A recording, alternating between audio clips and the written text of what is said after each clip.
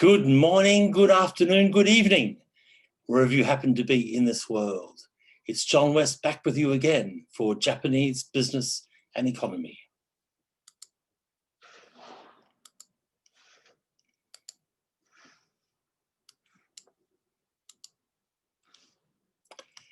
Yes, John West back with you again for Japanese Business and Economy. This time it's Class 8A, the first part of our Class 8. And we'll be looking at the migration solution to Japan's challenges. As we've discussed in many classes, Japan's population is aging. The working age population is declining. This is dragging the economy down. But immigration can slow the decline in Japan's working age population. Immigration can be part of the solution to Japan's challenges of an aging population. But immigration is a difficult issue for Japan's ethno-nationalistic society. Many Japanese see their country as having a homogeneous and unique society and culture.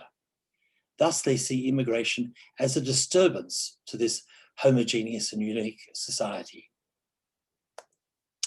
Former Prime Minister Shinzo Abe once said, for example, before accepting immigrants or refugees, we need to have more activities by women, elderly people, and we must raise our birth rate. There are many things that we should do before accepting immigrants. He went further and said, in countries that have accepted immigration, there has been a lot of friction, a lot of unhappiness, both for the newcomers and the people who already live there. So as part of Shinzo Abe's Abenomics, he had a policy for increasing foreign workers in Japan, But he was very clear that this is not an immigration policy. He said many times that Japan does not have an immigration policy. It has a policy for increasing the number of foreign workers. And what this means is that Japan welcomes foreign workers to contribute to the economy, but he doesn't want foreign workers to stay. He doesn't want them to become permanent residents of Japan or citizens of Japan. He doesn't want an immigration policy. At the same time as debates like this have been going on in Japan, there have been a growing number of hafu. Hafu is a Japanese word for people who are half or part Japanese. And looking ahead, the growing number of hafu may in fact redefine what is Japanese, especially since some of these hafu are famous. So the type of language that we hear from Shinzo Abe may not be there in the future over time if we have more and more hafu. Now, one of the most famous Japanese hafu is Naomi Osaka, the world champion tennis player. She's won the US Open twice and the Australian Open twice, so 3 Grand Slam tournaments. The first Japanese woman player to win a Grand Slam tournament. Now, Naomi Osaka was born in Japan. Her mother is Japanese, but her father comes from Haiti. He is Haitian. But Naomi Osaka has lived and trained in the United States since she was about 3 years old. Let's hear a little bit about the story of Naomi Osaka. When it comes to the 2018 US Open, it seems like the only thing people want to talk about is the altercation between Serena Williams and the umpire. It's going to go down as one of the most controversial matches in tennis history. And I was proud of Serena for making that stand. Serena Williams was wrong. And that's extremely unfortunate because the tournament's winner, 20-year-old Naomi Osaka, surely deserves a spotlight too. Well, it felt like a dream. And I don't know, emotionally, I was all over the place. I couldn't really pinpoint an exact emotion. She's the first Japanese tennis player to ever win a Grand Slam and is, of course, becoming a big deal in her home country. But there's one particular group of fans to whom she means the world, biracial Japanese, or hafu. The term comes from the English word half.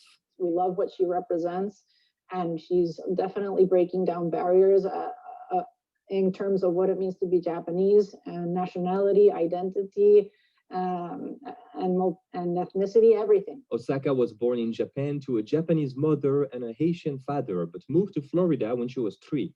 While she has Japanese and American citizenships, her father decided she would play for Japan. And representing an island known for its racial homogeneity presents a great opportunity for her to challenge what it means to be Japanese. I could see many cultural traits in her speeches and her mannerisms that remind me of myself, because I also grew up with a Japanese mother. And Like Osaka, Lara Perez Takagi was born in Japan but grew up abroad. Her mother is Japanese and her father is Spanish.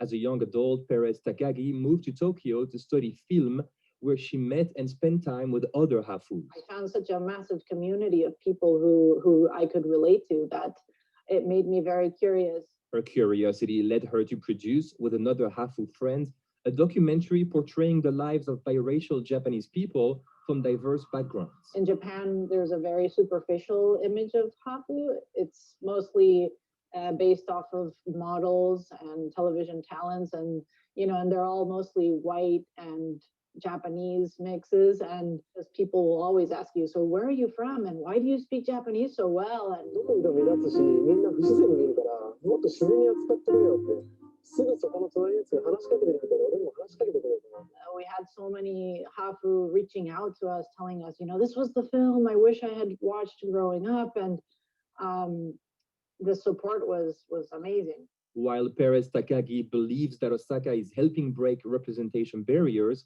Japan Times columnist Baye McNeil says rooting for an athlete doesn't necessarily mean truly accepting her as Japanese. The definition of Japanese is very rigid. It's very strict. And she doesn't fit the typical picture of a Japanese person that most people retain. So if she was walking down the street and she spoke Japanese, people would be like, wow, you speak Japanese? And I don't think that a tennis player or a beauty pageant winner is going to change that. It's not going to change overnight. It's a slow process. Ariana Miyamoto is the first mixed-race woman ever to win the title Miss Japan. McNeil is originally from Brooklyn, but has been living in Japan for 14 years and feels very much at home there. I really love this country. It's a really great country to live in. It's very clean, very safe. The people are very warm and welcoming for the most part. But he says it's about time the country and media pays attention to the growing number of foreigners and mixed-race people living in Japan, and not just the famous ones. I mean, I think Japan, whether they embrace it or not, is headed towards a more diverse future. And if they take these opportunities and not just praise Naomi, but to tackle the difficult questions that need to be discussed and need to be addressed, this is a great opportunity. It's a teachable moment, and I hope that Japan takes a chance to sit down and learn it.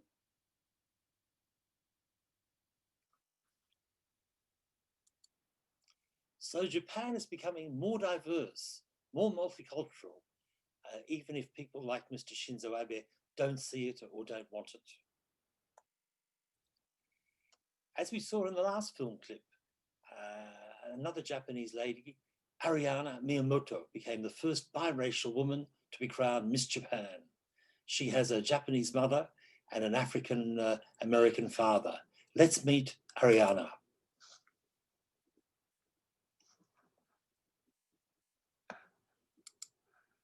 Ariana Miyamoto says in her native land of Japan, most people see her as a foreigner. My appearance isn't Asian, but I think I'm very much Japanese on the inside.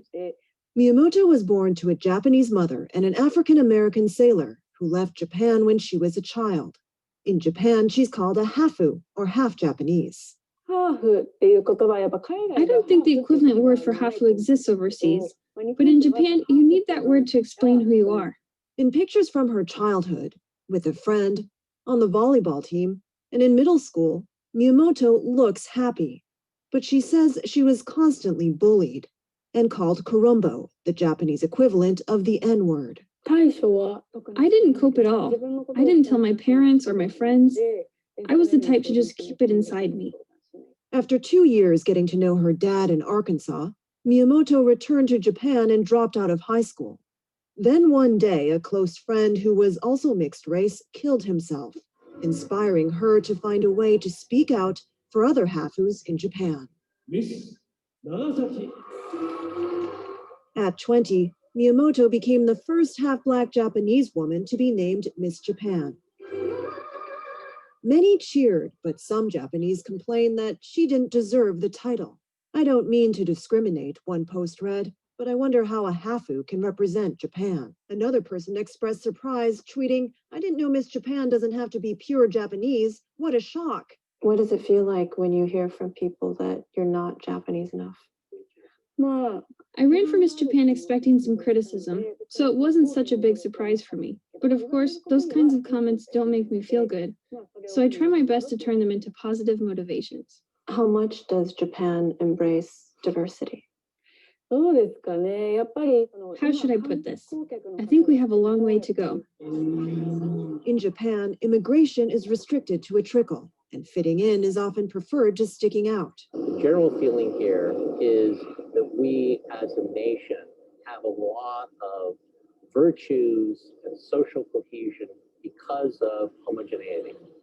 The reality is, over the last 20 years, there's been a doubling of the percentage of the population that's foreigner. Japan's government says just over 3% of children born here every year have a foreign parent or parents. In this crowded country, this minority is starting to stand out. Hafus are showing up on TV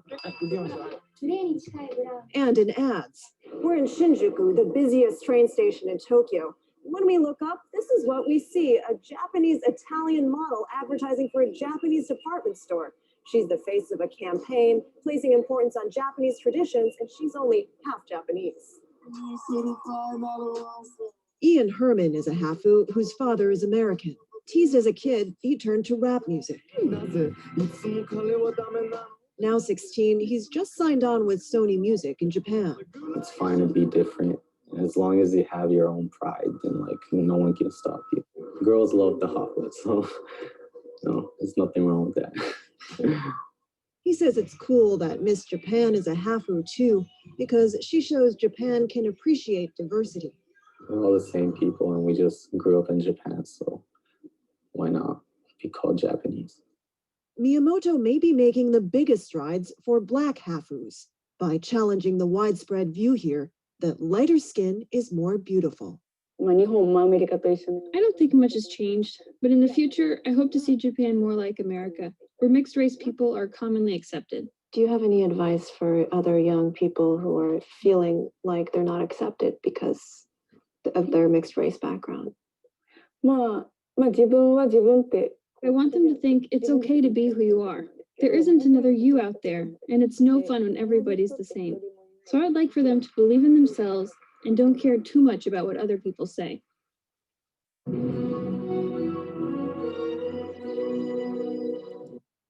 So once again, Japan is becoming more diverse, more multicultural. It's not easy to be Hafu in Japan.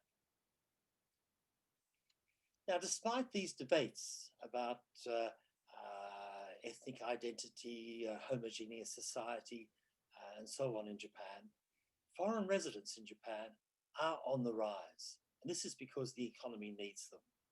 In 2008, the number of resident foreigners in Japan was 2.7 million out of a total population of 127 million. So this is about 2% of the population.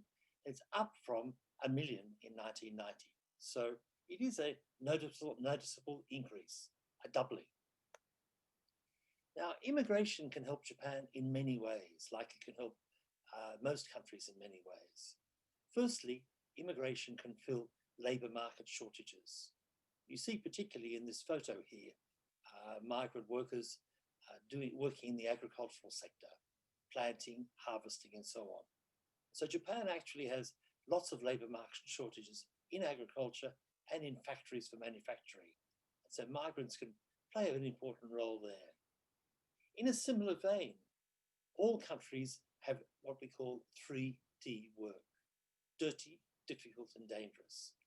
And in most countries, the local residents don't like to do 3D work, so we often call upon migrants to do this work.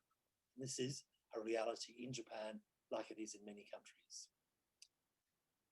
Foreign workers also can play a very important role as caregivers. For example, young Japanese ladies who have a child or children who would like to go to work could hire a migrant caregiver to look after the children. In that way, migrant caregivers can support womenomics. Migrant caregivers can also look after aging Japanese people and thereby relieve the burden on the family for looking after aging relatives. Unfortunately, in Japan, it's very difficult for migrant caregivers to enter the country. And this is one area where Japan needs to do a lot better to bring in foreign workers to support womenomics and support the aging society.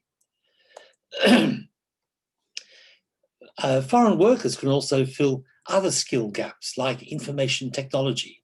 Do you remember a few classes ago, we looked at the case of Rakuten, who can't find enough data scientists and IT workers in the Japanese population. And so they're hiring IT workers from India and other countries. Sometimes migrants become entrepreneurs. When you migrate to a foreign country, maybe opportunities in the regular labor market are not so great.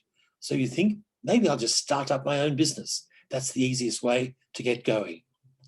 Now, Masayoshi Son, the founder of SoftBank, is not actually a migrant, but he comes from a Korean origin, and we'll look at him later on. Now, admitting foreign workers can improve soft power with neighbors, like Southeast Asia. Let me explain. Japan is sitting there just next to China. China is more and more powerful. China is more and more assertive. So Japan wants more friends, as many friends as it can get. And the friends that Japan often looks to are countries in Southeast Asia. Now, if Japan opens up its borders to workers, migrants from Southeast Asia, Japan's reputation, Japan's popularity in Southeast Asia would be improved. In other words, Japan's soft power with its Southeast Asian neighbors would be improved. This is a very important thing for Japan to think of. Japan could also accept more refugees. Japan at the moment accepts extremely few refugees. But by accepting more refugees, this would be a demonstration of global citizenship and global leadership, something that Japan should do as the third biggest country in the world, third biggest economy in the world. So there are many good reasons for Japan to open its borders to foreign workers. And as we said, economic pressures have gradually forced open the door of Japan to foreign workers.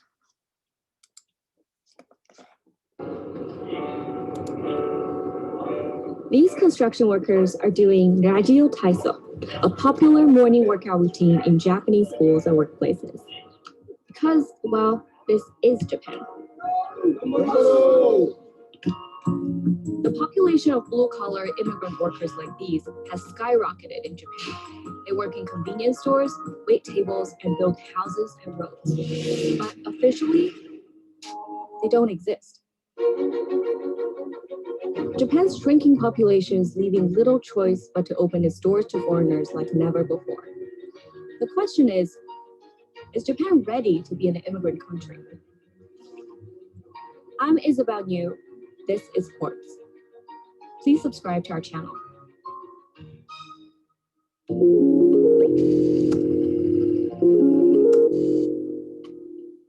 This is Dou Xiaowen. She's from southern China and one of the 1.5 million foreign workers in Japan.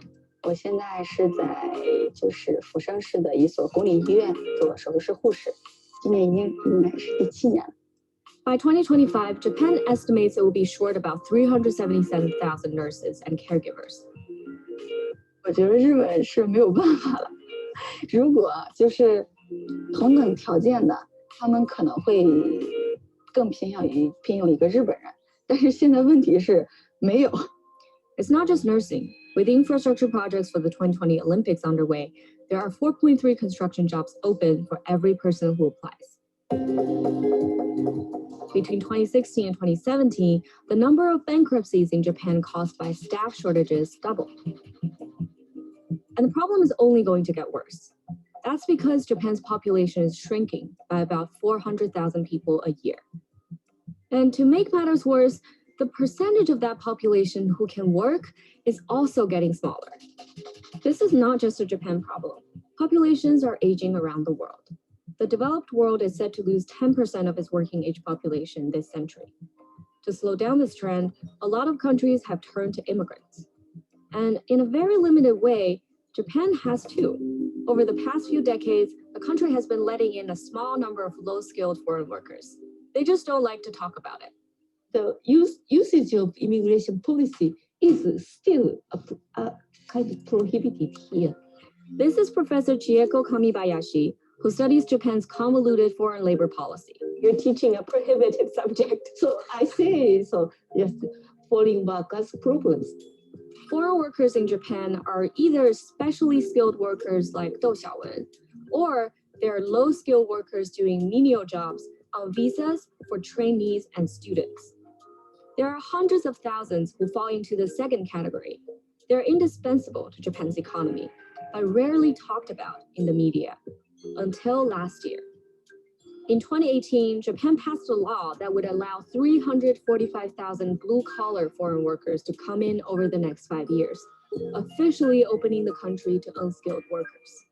今までサービス産業で働く労働者に対するビザはなかったんです。で、初めてそうした産業で働く人たちのための在留資格ができたっていうのが一番新しいことです。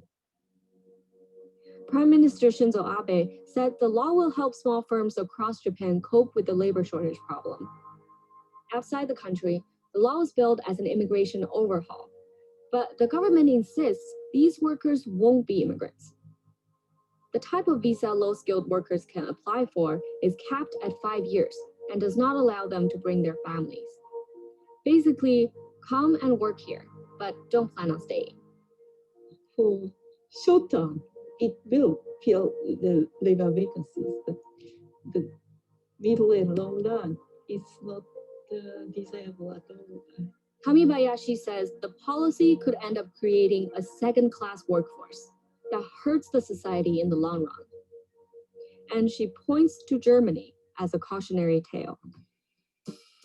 In the 1960s, Germany invited hundreds of thousands of guest workers from Turkey to fill its labor shortage.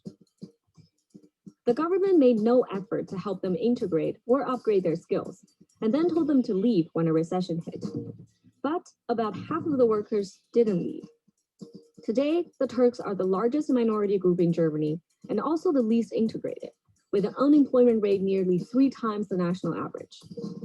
So we are going through the same step as Germany did.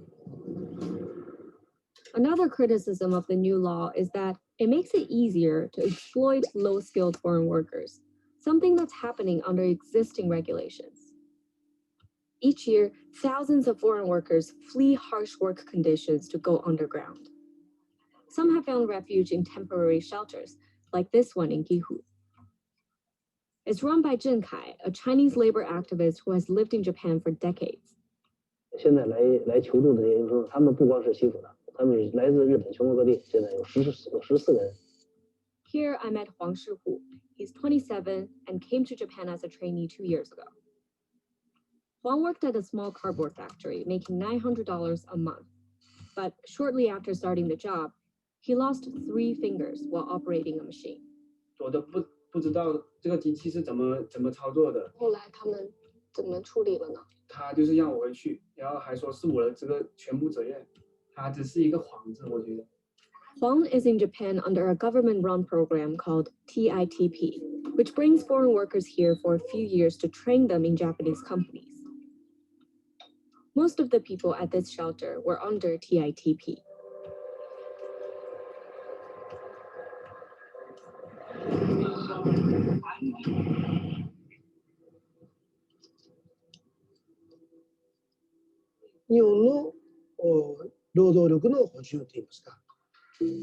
At 65, Ippei Tori is one of the most prominent immigrant rights advocates in Japan.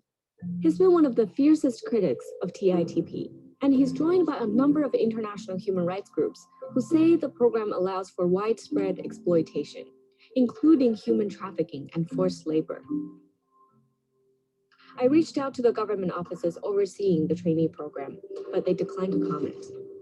Despite rampant violations, the government plans to further expand TITP, which doubled in size in the last 5 years. At the end of their training program, trainees can apply for the new visa under last year's law and keep working. 日本政府这次的对这个制度的改革呢，就好像现在它是用泥巴，是用锯子把它修补，还要拿它继续再去盛放。其实呢，这已经漏了个碗了。By some estimates, Japan could accommodate as many as 15 million foreigners in the coming decades. The fact is, Japan's future depends on immigrants. Do you see Japan ever becoming an immigrant country? 実はもう今なってるんですね。その事実を私たちは見なきゃいけないと思います。だから今の質問でその質問の意味はおそらくその移民の人たちにとってふさわしい国になっているかということだと思うんですけど、そうなっていきたいなと思います。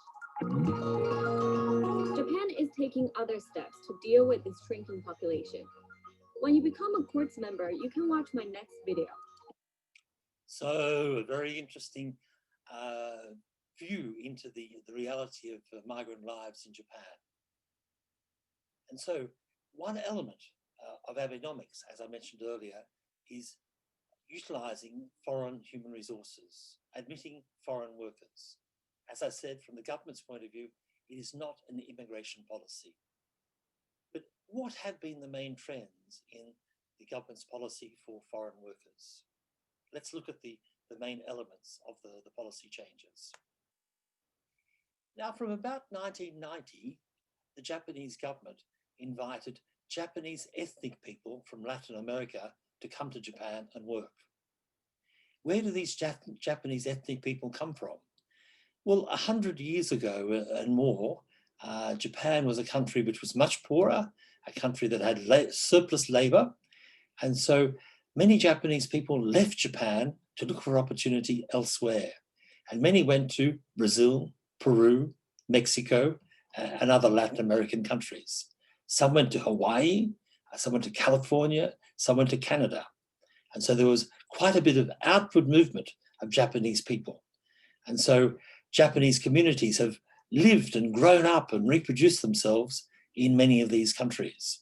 And so we have in Brazil, the city of Sao Paulo as being the biggest Japanese city outside of Japan. And so with so many Japanese ethnic people in Latin America, the government decided to invite some of them to come back and work in Japan. It didn't always work out so well.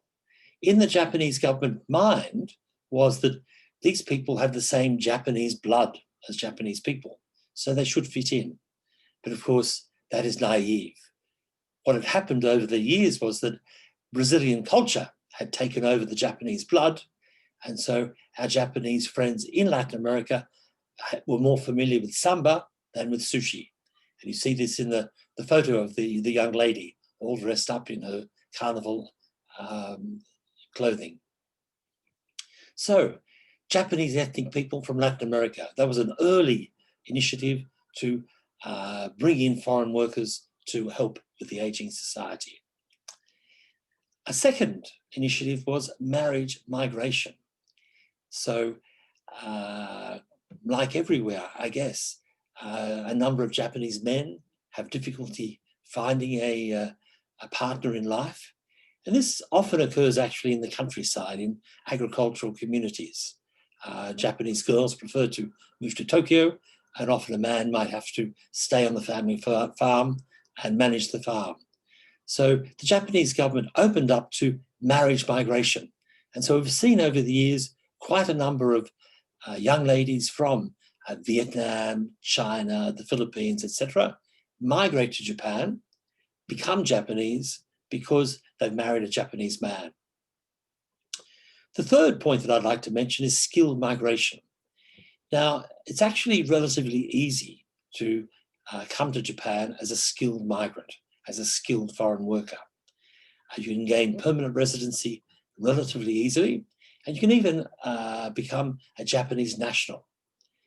But it is ironical that Japan is actually having trouble attracting skilled foreign labor, skilled migrants. And this is for probably obvious reasons. The Japanese language, the Japanese culture, Japanese work-life balance. These are things which are very different from, say, a Western country like America or like Europe.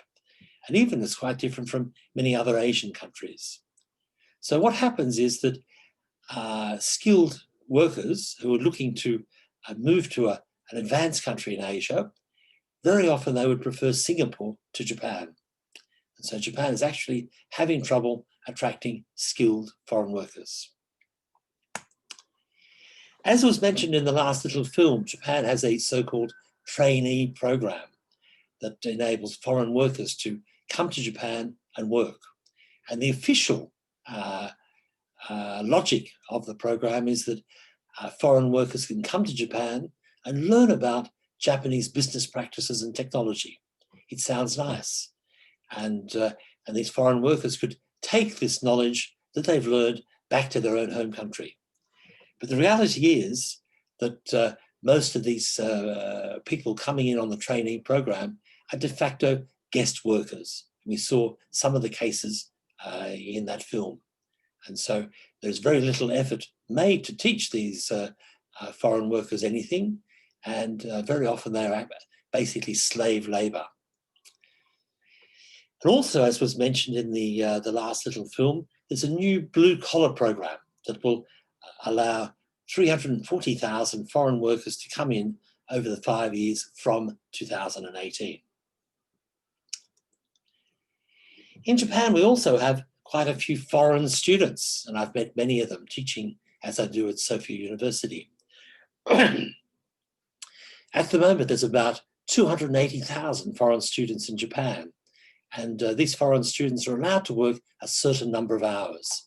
And you'll notice foreign students everywhere as you go around Japan. Most of the cheaper restaurants have waiters and staff who come from foreign countries. Most of the convenience stores are staffed by foreign students, particularly for the overnight shift.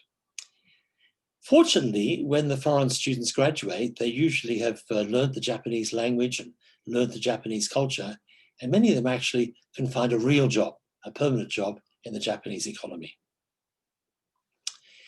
I mentioned earlier the issue of Japan and refugees, international refugees. Now, back in the year 2017, Japan received about 20,000 asylum applications from refugees, but only accepted 20. The short story is Japan doesn't want refugees. And they often say, the Japanese officials, that Europe's experience with refugees is one factor that discourages Japan from accepting refugees. They see that Europe and other countries have had bad experiences accepting refugees, and basically Japan doesn't want them.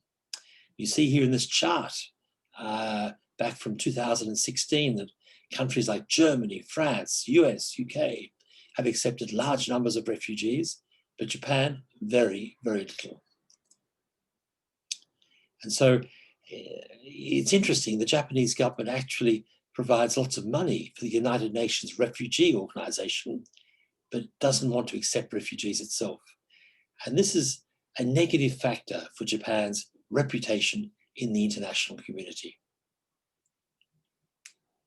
So, as I mentioned before, the number of resident foreigners in Japan is about 2.7 million. That's about 2% of the population of 127 million, and it's more than double the 1 million figure of 1990. The biggest sources of foreign residents, foreign workers in Japan, comes from China, number one, Korea, number two, Philippines, Vietnam, Brazil, Nepal. In fact, from China, we have over 700,000, quite a large number, and a good number of the Chinese people from China who are foreign workers in Japan, a good number of them are actually skilled migrants or entrepreneurial people setting up businesses, making a very important contribution to the Japanese economy. You see here in this little photo, Chinatown in Yokohama. When I first went to live in Japan, I asked some people, where is Chinatown in Tokyo? They said to me, there is no Chinatown in Tokyo. You have to go to Yokohama. And the Chinatown in Yokohama is really quite fantastic. So when you get a chance to visit Japan after COVID-19, please visit Chinatown. Now, there's a very unfortunate dark side to Japan's immigration experience, as the United Nations Human Rights Council has noted. They noted in a report that there is a widespread racist discourse against members of minority groups. So a racist discourse by Japanese people against migrant groups, like Koreans, like Chinese, and also like the lower caste people of Japan, the Buryakumin. And this racist discourse incites hatred and discrimination against them. Now, this is a devastating report from the United Nations criticizing Japan for the way that migrant groups, foreign groups, are treated. You see here in this photo, this is a march, a protest by anti-migrant groups in Japan. That same report from the United Nations said that foreign trainees and technical interns are subject of a large number of reports of sexual abuse, labour-related deaths, and conditions that could amount to forced labour. And this is just a terrible thing to report. And this really is another side of Japan. The Japan we very often see when we visit Japan is a Japan which is clean, nice, everyone is kind, helpful and polite. But like in every country, there is another side of the coin.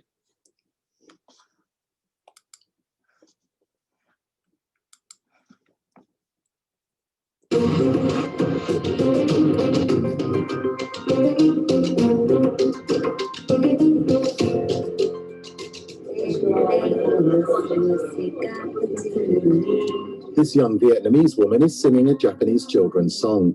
Hang, a 23-year-old trainee caregiver who arrived in Japan in March, is working with residents of this retirement home in Yokohama. On my first day, I was very nervous. I didn't know how it would go. But my supervisors here were very kind and taught me the job, so now I'm used to it. There are 10 job openings for caregivers at this facility. Despite advertising in magazines, the care home has found it's impossible to fill them. In response, it's taken on 10 foreign care workers, but it's still not enough. Our employees have their hands full with basic tasks like bathing the residents, brushing their teeth, and helping them with meals. So we don't always have time to help with tasks that aren't as urgent, but that make a big difference in terms of comfort and quality of life. Things like washing their face, giving them a shave, or applying their makeup. Hang has to return to Vietnam in a few months' time. But under a new visa system, she might be able to stay in Japan for much longer and continue to work at this home. More than 350,000 foreign workers are expected to come to Japan over the next 5 years. It's a significant policy shift. 20 years ago, it would have been impossible for older Japanese people to imagine being cared for by foreign nurses. In those days, our residents would probably never come into contact with a foreigner. It was extremely rare. Japan is home to more than 2 million foreigners, an all-time high. They include students and international couples. Adnan and Sharif live with their Ghanaian father and Japanese stepmother. Both pupils at a school that offers help to international students. They're now preparing to take the entrance exam for a Japanese high school. My mom is proud. She said, yeah, you've done a great job, kids, because this is your 5th month in Japan.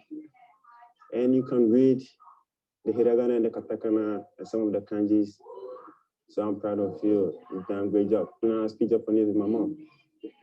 That's great. About 100 students from 35 countries study Japanese at this school in Tokyo. Learning the language and its 3 scripts is essential for finding a job here, but adapting to life in Japanese society can be hard for outsiders.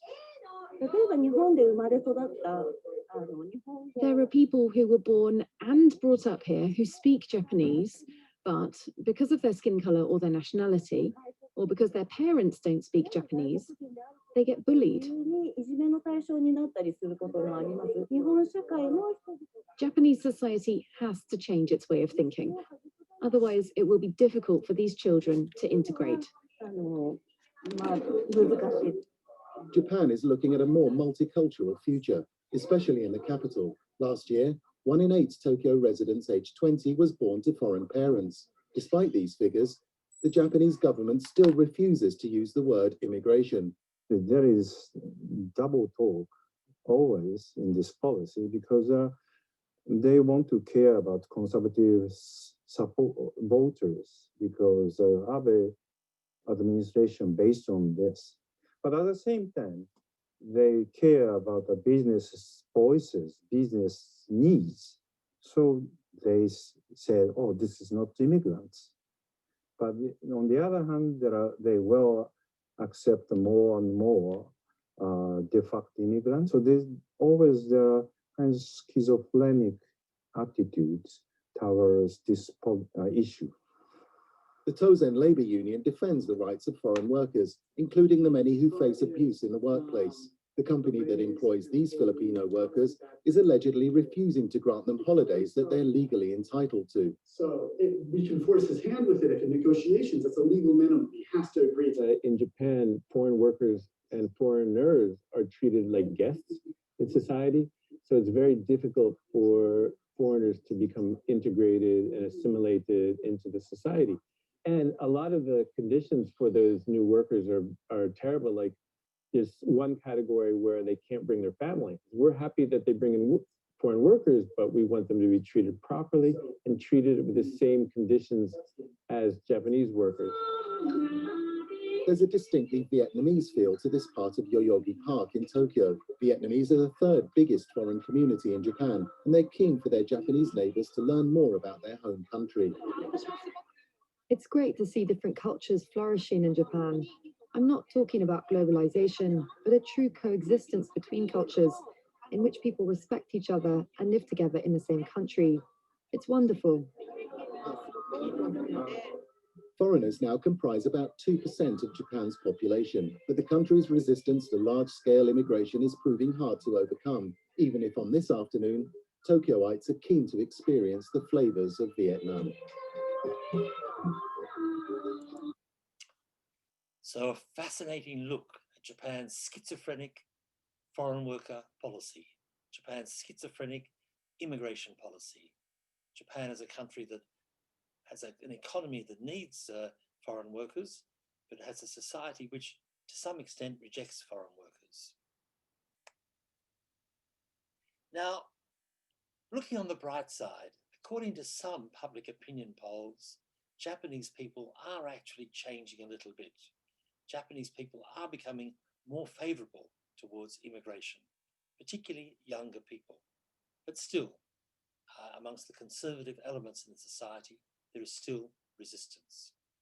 So just a few concluding words. Japan needs migrants. The Japanese economy desperately needs migrants because the working age population is declining, the society is aging, and we need the migrants to fill the gap to some extent.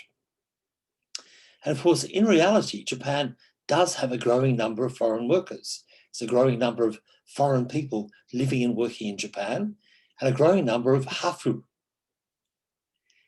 But the key challenge is Japan must learn to treat its foreign workers, its migrants, its hafus decently, and not be racist, and not be discriminatory. And so he has to learn how to treat people in the same way that Japanese people are treated, equally and fairly. So that brings to an end our short class on migration as a solution to Japan's challenges. I'd like to thank you very much for spending this moment with me. It's been wonderful to have the opportunity to talk about migration. It's one of my favorite topics. And so if you have any questions or suggestions or reactions, please send me an email. I'd be delighted to receive it. If not, we can discuss this issue along with others when we have our student discussion groups in the middle of January. So for the moment, let me say sayonara.